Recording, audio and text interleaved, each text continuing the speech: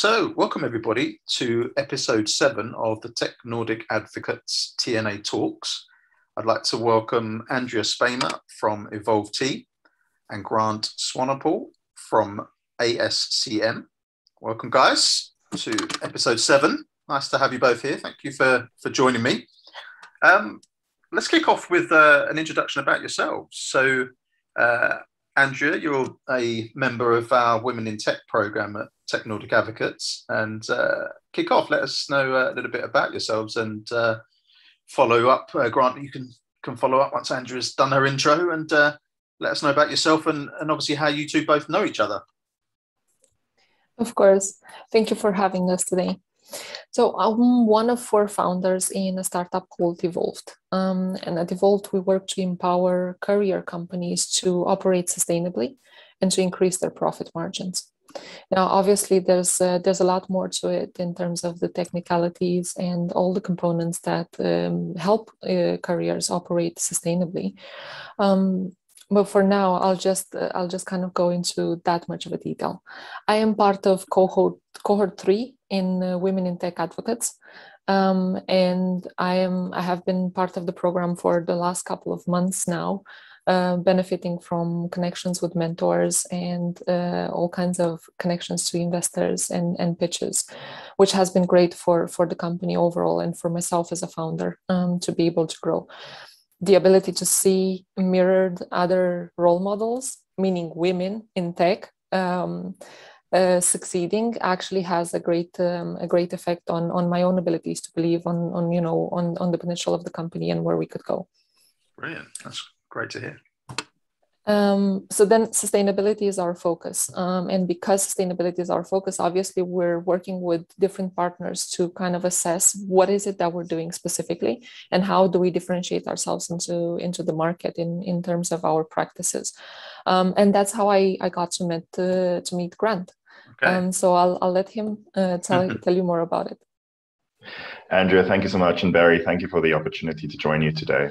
So yes, I have a background actually in supply chain management, consulting in supply chain, planning in supply chain, demand planning, forecasting, and those kinds of things.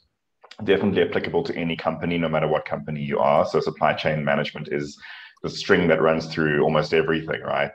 Mm-hmm. So my role at ASCM, so part of what I've worked with ASCM in the past on is the ASCM Enterprise Certification, which is really a set of standards related to supply chain sustainability. Right. And the interest, I think, from a evolvT and ASCM point of view, working together on this is how do we incorporate this kind of a set of a framework into what evolvT does? And I'm sure we'll talk about it a bit more in the coming in the session. But definitely, there's a lot of layers to it that we could actually go into. And I think one of the key areas that we've started to look at with evolvT is the area related to ethics, or the ethical component of sustainability. Right. People tend to think sustainability is a green thing, but it's actually much more than that. Okay. So many factors, obviously, that we'd be talking about in more detail. Yeah, absolutely. As you say, we'll dive a little bit deeper. Just for the audience's sake, can you just clarify what ASCM stands for? Excellent question. It's the Association for Supply Chain Management. Brilliant. Okay, good stuff. So flipping back to you, Andreea, so tell us a little bit about how you landed on this path. Like, what's your background and kind of how have you got into launching evolvT? So evolvT kind of started in our minds a couple of years ago when we started working in the transport industry. Before I decided to go into the transport industry, I used to work in the corporate world. So I've worked for companies like MasterCard and Google.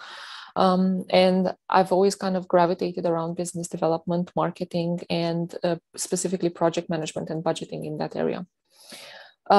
When a friend of mine called me and told me he has got too many clients and he cannot get a hold of them, he needs support with managing his startup, I've decided to come to Copenhagen and kind of help.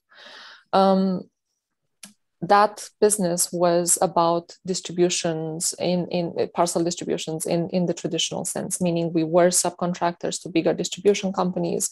And we were growing fast. I think after it didn't even take us 3 months to cash more than 100,000 euros per month. The only challenge that we didn't see coming were indirect costs, or costs that didn't seem to be official. So whenever something would, there were a lot of manual adjustments and a lot of requirements that would come from the distribution companies that kind of seemed to be on top of the pricing that we've agreed initially.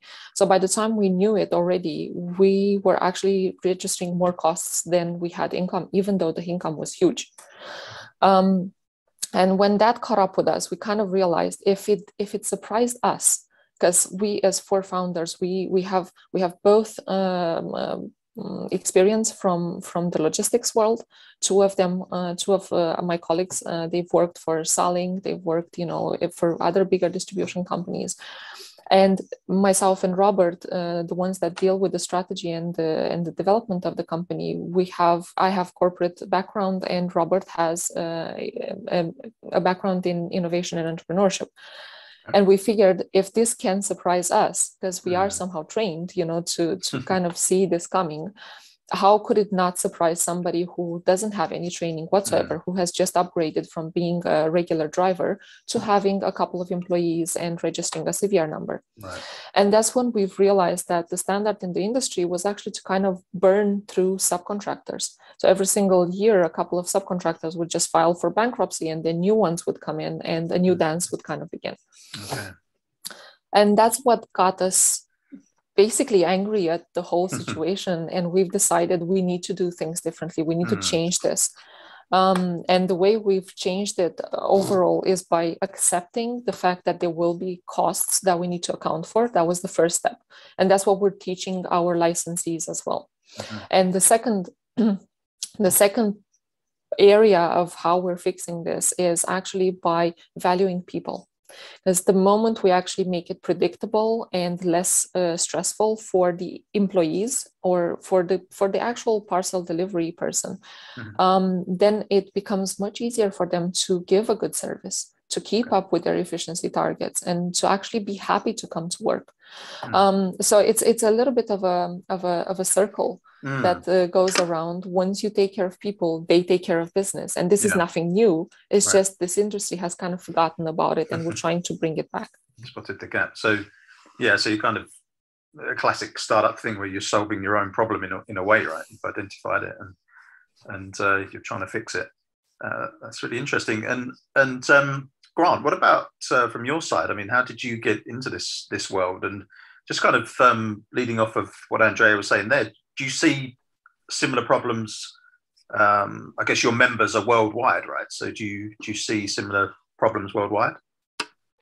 Absolutely. So I think to hone the conversation into the sustainability component is what we see is, if you go back into the Industrial Revolution, the focus was about profit. The focus was about efficiency and making as much money as possible with the minimum amount of effort. We've seen that still. So you still need to be economically viable. And I think part of this is what Andreea is talking about. We still need to make money as a business, but also we have to be ethically sound and ecologically aware. And this is the change that is happening over the last couple of years. I mean, definitely it's accelerating, I think, as we look at this in more detail. And that means there's a need for things like frameworks to say, how can companies not really take advantage, I guess, but to respond to this new currency of ethics and the currency of ecology as well. So for that reason, ASCM has put this framework together. It's not the only framework that exists, and we have had many years of frameworks, and there's the UN guiding principles, and there's various different sort of places that somebody could go to actually go into more detail on the subject, but definitely we've seen it become more prolific. So that's where I find myself here, and definitely an area that we do want to focus on going forward. And how, just taking a step back, how did you get into this? Is there some sort of something that sparked you personally that you're passionate about? What got you into this line? So I guess when I started my career, I was interested in what was called green logistics back then. Okay. And that was, looking back, pretty simplistic. Now that I understand this world better, there's definitely a holistic view to take of sustainability. So I think the spark started back then, say plus 15 years ago, but definitely now making it more practical, right? And looking at how we can actually use a set of standards to make a difference in an organization. Yeah, yeah. So who in the market, obviously, Andreea, your organization is fairly new. Who in the market is really leading the way here? And, I don't want you to, to feel bad about mentioning other companies or competitors. It's always good to have somebody to look up to, right? So who's kind of the market leader and really embraced this way of working and using your organization services and things like that as well, Grant? Well, to begin with myself, to be honest, we haven't necessarily looked at people to look up to or companies to look up to in an industry specific area. That's also because it is very likely that the vehicles we work with right now are not going to be the same vehicles that we will work with in 7 years or 10 years. So it is very likely that last mile and logistics will actually become a mix of different types of vehicles. And for that reason, I look very much up to autonomous vehicles. And in that regard, for instance, you have Android. They're developing quite strongly lately. I think they've gotten around recently this year, and they have already gone to the US. And they essentially develop autonomous vehicles that are also electric. And then you have a couple of other players in the market. It's not just them. For instance, there's Volta Trucks that does truck as a service, and they're electric trucks as well. And it is not about the truck per se. It is mostly about the vision of the company, right? What do they want for this world? And does that vision align with ours? Do they see the world in a similar way? Obviously, we have Ørsted in Denmark, which is the most sustainable company in the world. I think they've been declared that, if I'm not mistaken, maybe a couple of years in a row. So that's obviously something to look up to, and they are not within transport, but still, nevertheless, the way they approach their change is not just from a climate point of view. They start with the people that they work with, and that's what's important for us. It doesn't really matter the industry, as long as there is a realization that there's more to it than just making reports on how much CO2 emission has been saved to date. Yeah, and offset and things like that. What about yourself, Grant? How do you see? Is there a particular country, for instance? I mean, obviously here in the Nordics, we're kind of highlighted as the green part of the world, right? What do you see? And well, absolutely. And to just to tag on to the end of what Andreea had said there, I think many big organizations put out what's called a sustainability report, usually on an annual basis, or once every 2 years sometimes. And you can see in those kinds of reports what they are focusing on. Part of those reports is some marketing that they do for sure, but definitely it typically goes beyond just the reporting of greenhouse gas emissions and those sort of things, and focuses a little bit more on the people aspect, as Andreea had mentioned. So not just thinking let's help our customers' lives become better, but what about our interaction with the communities that we work in, the suppliers that we work with? Even they're not just suppliers, they're partners now, and also the government organizations that we work with. So I think that shift gets us into what I believe is the more advanced companies that would be looking at sustainability. Yes, you're right. In terms of countries, there's definitely some that lead the pack for sure. I mean, I think the Nordics are extremely good example of that for sure in the world. Definitely more to the advanced nations for sure. You can see a lot of countries that are lagging. I mean, I actually saw a report from here back in South Africa where we have the single producer of electricity, which produces virtually the worst greenhouse gas emissions of any country, of any company. And, so you have a lot of that as well. But it's really, a lot of it is driven by government, by legislation, by policies that are in place to really support companies to move into a more green space. Yeah. So that leads nicely into your own organization. So Andreea, tell me a bit about the problem that you're solving in day to day. Into a little bit more detail about what evolvT is doing. And let's get the pronunciation of your organization right, because, you know, I can be guilty of saying evolvT, but it's clearly evolved, right? Yeah, exactly. It's like the participium of evolve, like the verb. So at evolvT, we actually help two different categories. On one end, you have the courier companies who are helped to break away from the subcontractor status and get their own tools in order to manage route planning, for instance, or to manage the investment that they need to do in order to operate sustainably and gain a competitive advantage. That's the support that we give to couriers. On the other side, you have the online shops, and it's not online shops. It's mostly small and medium online shops that need an additional care for the types of parcels that they distribute.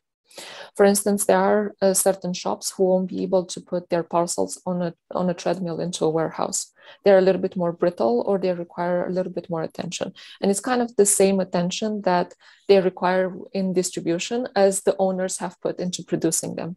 And that's why it's usually small and medium shops, because that's where this culture of care for the product and passion for the product is still very, very much active.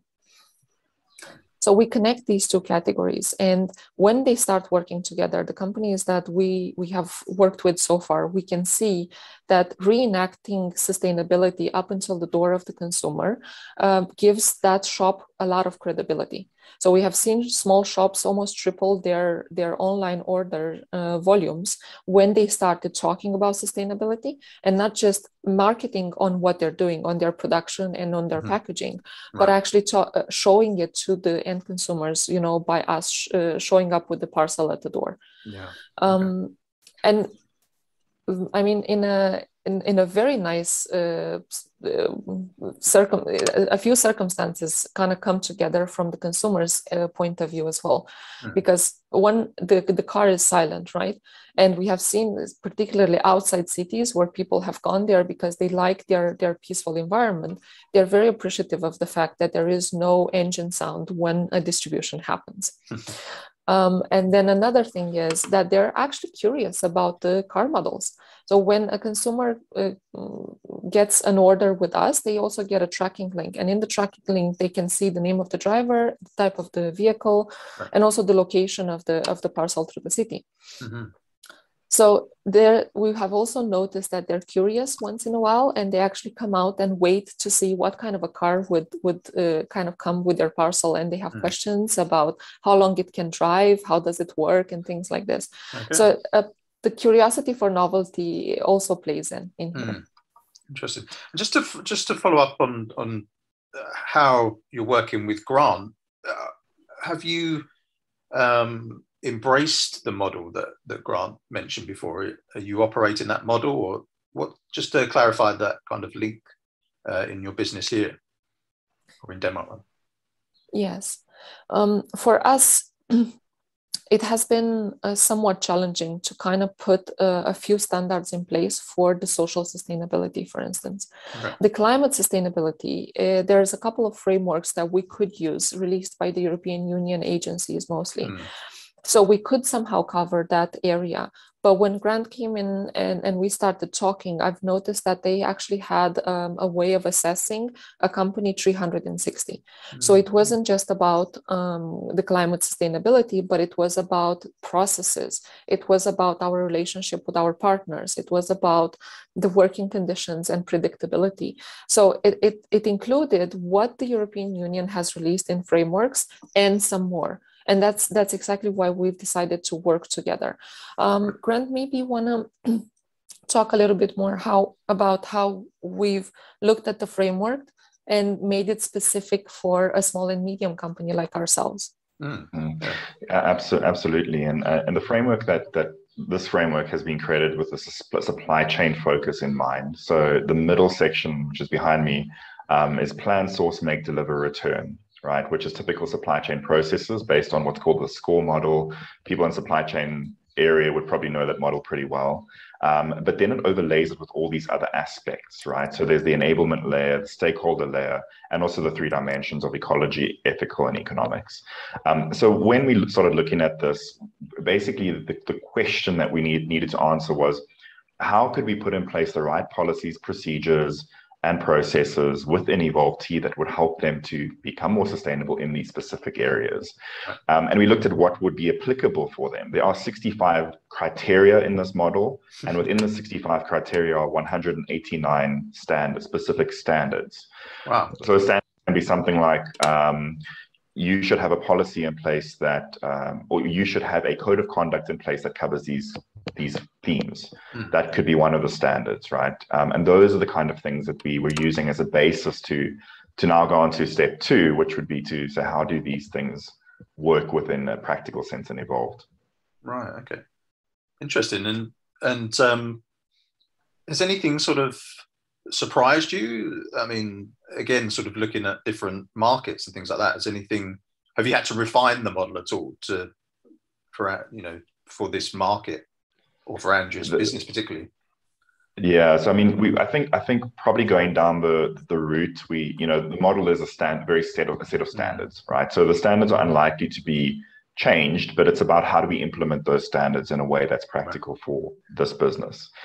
The model is very comprehensive, and over the last couple of years, just trying to apply it in every business that we talk to or wherever we're using this, it really is very comprehensive, and there may in the future be opportunities to add different things, for sure. But we believe that it's pretty robust as it is right now. Sounds like it's something.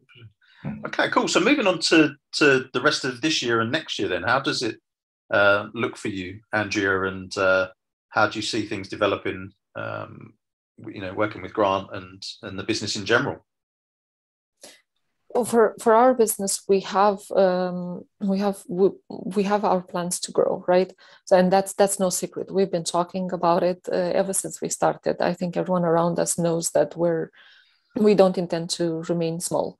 And because of that, we started working with expansion in Denmark to begin with. And I would say this year and the beginning of next year are going to be about being in the major cities in Denmark, so that as a company, we can kind of get our learnings from operating into an entire market. And that's not to say we will ever do middle mile, or for now at least, we won't do middle mile, but we would still like to be able to cover last mile services in all the major cities in Denmark. Okay. And then, of course, once we have done that, we also have plans for the US. So they might not be this year. Maybe towards the end of next year, we might start being a little bit more physical about it. Yeah. But we are also looking at California as the next market. And in that regard, in preparation to that, we have started joining a couple of programs in there as well to see what is the market really about, and is our research actually holding up when we put it in practice. So we've started working with NASDAQ's Entrepreneurial Center, and we're part of their program called Milestone Makers for this autumn, exactly to get in contact with people that activate in California. Why California? Why California particularly, rather than the rest of the country? Well, as happy as I would be for the sunny weather and the beach, it's not just that. We've kind of assessed together with the Danish Trade Council. We've assessed the market's ability to the income level, basically the consumer's ability to pay for services that are ethical, and then also their interest in sustainability. There's different degrees of interest from consumers. In some markets, it is a buzzword, and it hasn't arrived at a point where their buying behavior is different because of it. But in other markets, that is happening. Their buying behavior is changing, and they are preferring sustainable solutions or products ahead of other types of products. Okay. And one of the major markets where that happens is actually California. One more thing that adds to it is the fact that the state doesn't legislate very strictly as well, and kind of allows startups to test new technological solutions. So they're one of the few markets that have autonomous robots that deliver on the streets. And I know that another market that has that is Sweden. I have seen Foodora doing this in Stockholm as well. But this is out of this world for the rest of Europe, for instance, or any other market. And that's why we're kind of going into markets where we can test new things, and also where we don't need to push the solution into the market, but there's actually a pull from consumers. Yeah. Interesting. And what about yourself, Grant? How's the rest of this year in 2022 looking for you and your organisation? Absolutely. So as you mentioned right in the beginning, Barry, ASCM is a massive organization. So definitely a lot of facets to it. Apex is actually the training organization that fits within ASCM. So a lot of the focus is on training and supply chain. That's the bread and butter of the organization, but a lot of other surrounding activity that the organization does as well. And that includes doing supply chain projects, using improvement opportunities, doing benchmarking, and all types of things like that. So ASCM typically works with a very large contingent of partners around the world. You're a non-profit, right? If I understand. Profit organization, 100%, yes, exactly.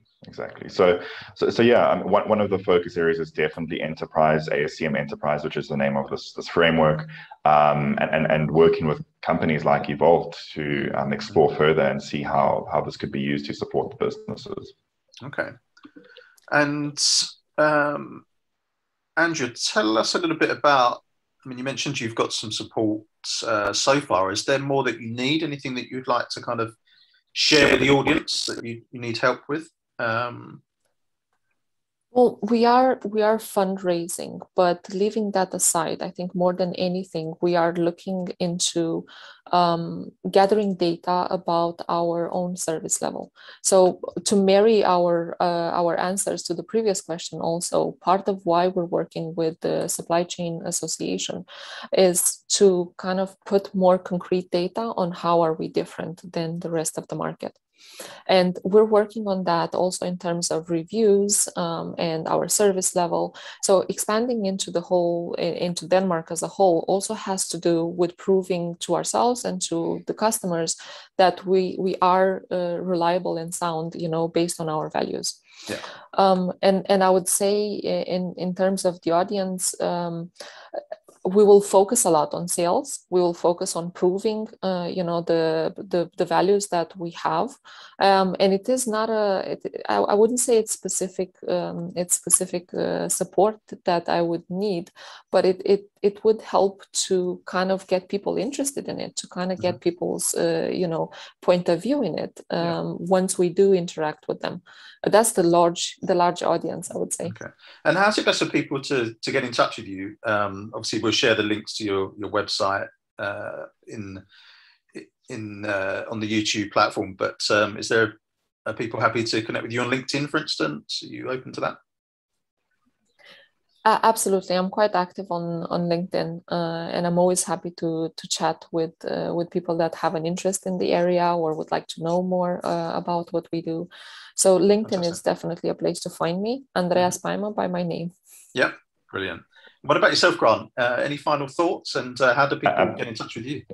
Absolutely, Barry. So thank you. And what I think would be great is if we can put the link for the ASCM standards, which are publicly available for anyone to download. Okay. So I'll share that link with you, and perhaps we can use that link for anyone to go and have a look at those standards if they want to. Yeah. And if they have any questions, to contact me at gswanepeol@ascm.org. Cool. I see your email in the background there as well. So brilliant. The surname would need a bit of spelling. So. Fantastic. Thank you ever so much, both of you. It was a really interesting chat, and I learned a lot, and I'm sure the audience did as well. So much appreciated for your time, and we look forward to sharing the recording with the audience and with yourselves. And I wish you both the best of luck for the rest of the year. And thank you ever so much for talking with us. Thank you. Likewise. Cheers. Take care.